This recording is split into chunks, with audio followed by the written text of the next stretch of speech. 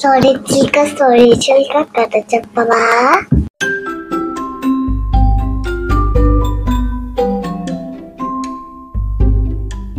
అనగనగా ఒక పేను ఉంది. ఆ పేనుకి ఒక పెసర చేను ఉంది. అందులో పెసలన్నీ చక్కగా తయారయ్యాయి. రేపొచ్చి పెసలన్నీ కోసుకుని పెసరట్లు వేసుకుంటాను అనుకుంది పేను. అనుకుంటూ ఇంటికి వెళ్ళిపోయింది. పేను వెళ్ళగానే అటువైపు ఒక రాజుగారు వచ్చారు. వెళ్తూ వెళ్తూ ఆ చేను చూసి, అబ్బా పెసలు ఎంత బాగున్నాయో, ఎవరక్కడ, వెంటనే ఆ పెసలు కోసి తీసుకురండి అన్నారు. ఆ మాట విన్న నల్లి రాజుగారి దగ్గరికి వెళ్ళి, మహారాజా ఆ చేను మా పేనుదండి అంది. ఆ మాటలకి రాజుగారు నవ్వి, పేనేమిటి, పెసర చేనేమిటి, ఎక్కడైనా పేను చేను పండిస్తుందా? హహహ, నేను ఈ రాజ్యానికి రాజుని. ఈ రాజ్యంలో పండే పంట మీద నాకు సర్వ హక్కులు ఉంటాయి. ఎవరక్కడ, తొందరగా పెసలు కోసుకురండి అంటూ పెసలన్నీ కోసుకెళ్ళిపోయారు. తర్వాత రోజు పొద్దున్నే పేను అట్టు పెసరట్టు, అట్టు పెసరట్టు, నా అట్టు పెసరట్టు, నా పెసల పెసరట్టు, అట్టు పెసరట్టు అని పాడుకుంటూ చేనుకు వెళ్ళింది. అక్కడ చూస్తే చేనంతా ఎవరో కోసేసి పెసలన్నీ పట్టుకుపోయారని పేనుకు అర్థమై చాలా బాధపడింది.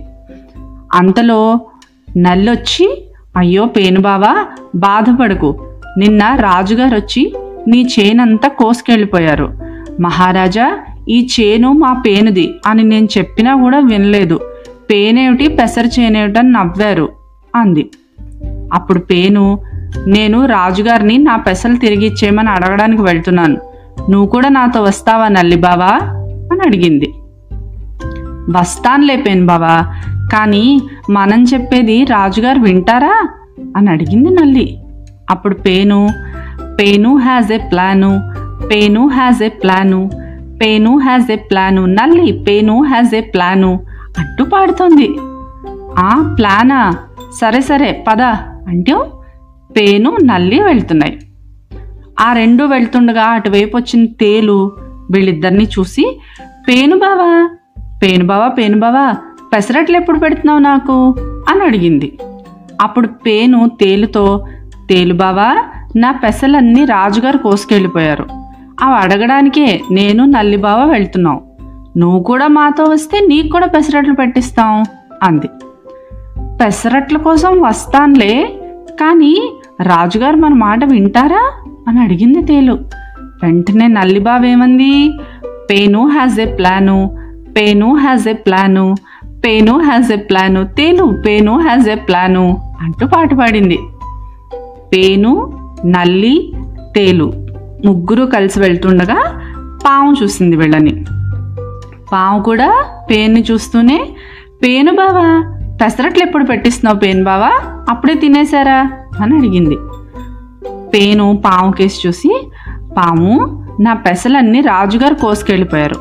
అవి అడగడానికే ఇదిగో నేను నల్లి బావా తేలు బావా వెళ్తున్నాం. నీకు కూడా పెసరట్లు కావాలంటే నువ్వు కూడా మాతో రా అంది.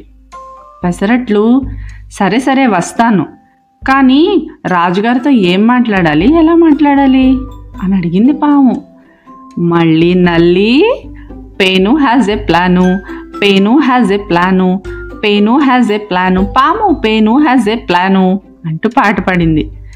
అబ్బా ఇదే పాట మళ్ళీ మళ్ళీ పాడుతున్నావేంటే నల్లి, స్టాప్ ద లొల్లి అంది తేలు. అందరూ నవ్వుకుంటూ రాజుగారింటికి వెళ్ళారు. అక్కడ రాజుగారు పడుకునే గదిలోకి వెళ్ళి తలుపు మూల దాంకుంది పాము. తేలు నల్లి పేను ఇంకొంచెం ముందుకు వెళ్ళి తేలు మంచం కింద దాంకుంది. నల్లి పేను మంచం మీదకెళ్ళి దాంకున్నాయి. రాత్రయ్యాక రాజుగారు వచ్చి మంచం మీద పడుకున్నారు. రాజుగారు పడుకోగానే రాజుగారిని కుట్టడం మొదలెట్టాయి నల్లి ఇంకా పేను. రెండు కుడుతుంటే రాజుగారికి చాలా ఇబ్బందిగా దురదగా అనిపించింది. మంచం దిగిపోయారు. మంచం దిగి నించోగానే కిందున్న తేలు కుట్టింది. అమ్మోయ్ నా కాలు మీద తేలు కుట్టింది బాబోయ్ అంటూ తలుపు దగ్గరికి వెళ్ళారు రాజుగారు. పాము తలుపుకు అడ్డంగా వచ్చి బుస్ అంది. రాజుగారికి భయం వేసింది. ఎవరు మీరందరూ, ఎందుకు నన్ను ఇలా ఇబ్బంది పెడుతున్నారు అని అడిగారు. అప్పుడు పాము రాజుగారితో చెప్పింది, బుస్ మేమందరం పేను స్నేహితులం.